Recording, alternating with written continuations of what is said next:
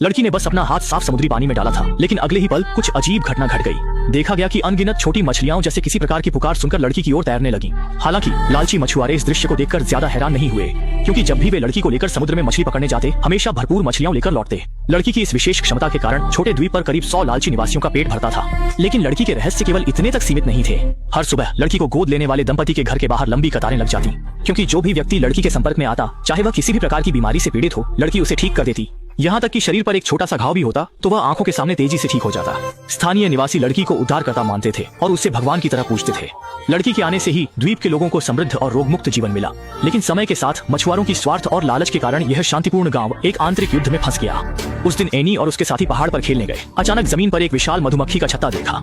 अजीब बात यह थी कि जब एनी धीरे धीरे पास गई तो आक्रामक मधुमक्खियां पालतू जानवरों की तरह एनी के हाथ पर बैठ गईं। जब एनी ने यह अद्भुत दृश्य अपने साथी को दिखाया तो उसने देखा कि साथी मधुमक्खियों के झुंड के हमले का सामना कर रहा था। साथी को घायल देखकर एनी ने अनजाने में अपनी मुट्ठी कस ली।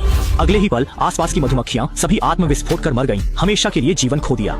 साथी ने यह दृश्य देखकर सीधे चौंक गया। यहाँ तक कि एनी भी इसे अविश्वसनीय महसूस कर रही थी। ताकि कोई उसे राक्षस न समझे, एनी ने साथी से यह रहस्य छुपाने में मदद करने को कहा। You promise okay, I want. सोचा नहीं था, इसी घटना के बाद एनी की विशेष क्षमता अचानक गायब हो गई। अब वह अपनी शक्ति से स्थानीय निवासियों का इलाज नहीं कर सकता था।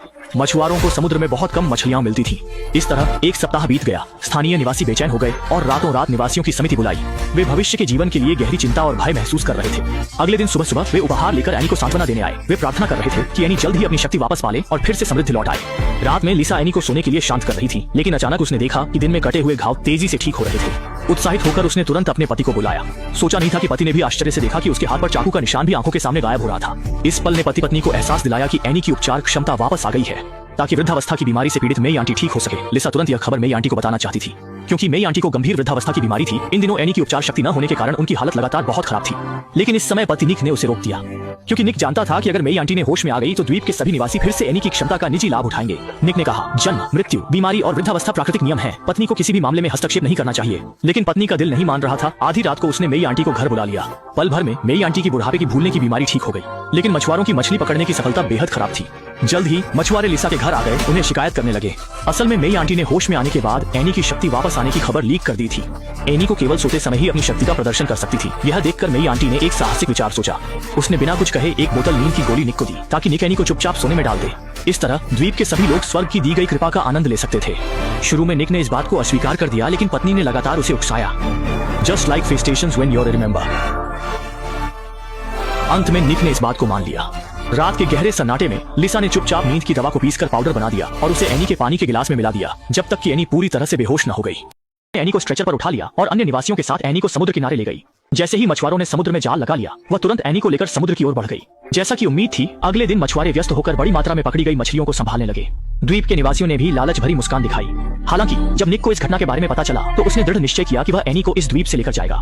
वह अब द्वीप के निवासियों को एनी की विशेष क्षमता का उपयोग करके निजी लाभ नहीं लेने देना चाहता था। इसी बीच पास के डॉक्टर ने भी निक की सोच को समझ लिया। वह भी चाहता था कि एनी को उन लालची लोगों द्वारा नियंत्रित न किया जाए। अनजाने में उनकी बातचीत को पास में खड़ी मेई आंटी ने सुन लिया। उसी रात को एक भयानक घटना हुई। रात में डॉक्टर जैसे ही क्लिनिक से घर लौटा, उसने अचानक पाया कि मेई आंटी उसके घर में लंबे समय से इंतजार कर रही थी। उसे बिल्कुल नहीं पता था कि मेई आंटी उसके घर में क्या करना चाहती थी, इसलिए उसने बिना किसी तैयारी के मेई आंटी द्वारा तैयार की गई रेड वाइन पी ली। अगले ही पल मेई आंटी अजीब व्यवहार करने लगी और कहने लगी कि यह सब पूरे द्वीप के लिए है। शुरुआत में डॉक्टर ने मेई आंटी की बातों पर ध्यान नहीं दिया, लेकिन जैसे ही मेई आंटी ने मुड़कर जाने की कोशिश की, डॉक्टर के पेट में अचानक तेज दर्द हुआ। वह प्रतिक्रिया देने से पहले ही लड़खड़ाकर जमीन पर गिर पड़ा और तुरंत ही मुंह से झाग निकलने लगा और उसकी सांसें थम गईं। असल में मेई आंटी ने पहले ही रेड वाइन में जहर मिला दिया था। जब सब कुछ शांत हो गया तो डॉक्टर का घर आग की लपटों में जल गया और सभी सबूत भी आग में नष्ट हो गए। डॉक्टर के घर में आग लगने के बाद निक के मन में तुरंत एक अशुभ पूर्वाभास जाग उठा। जब निक को एहसास हुआ कि द्वीप के लोग पागल हो गए हैं, तो उसने पहले ही कार्रवाई करने का निर्णय लिया। आदमी ने बस देखा कि समुद्र में एक तेज नाव दिखाई दी और तुरंत ही उसने चिंतित होकर अलार्म बजा दिया।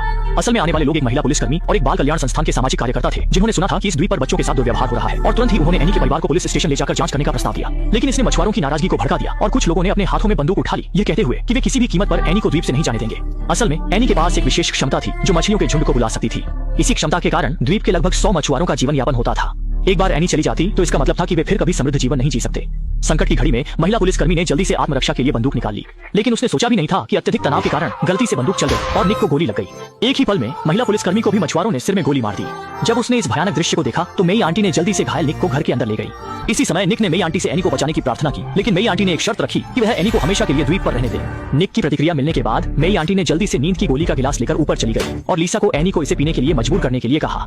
इस समय एनी को बिल्कुल नहीं पता था कि क्या हो रहा है और उसे तुरंत बिस्तर पर दबाकर जबरदस्ती दबा दी गई। इसके लिए एनी को मजबूरन जी जान से संघर्ष करना पड़ा। जैसे ही एक तीखी दर्दनाक चीख गूंजी, एनी की दोस्त अचानक बंदूक लेकर अंदर आ गई। उसने सभी से पूछा कि क्यों।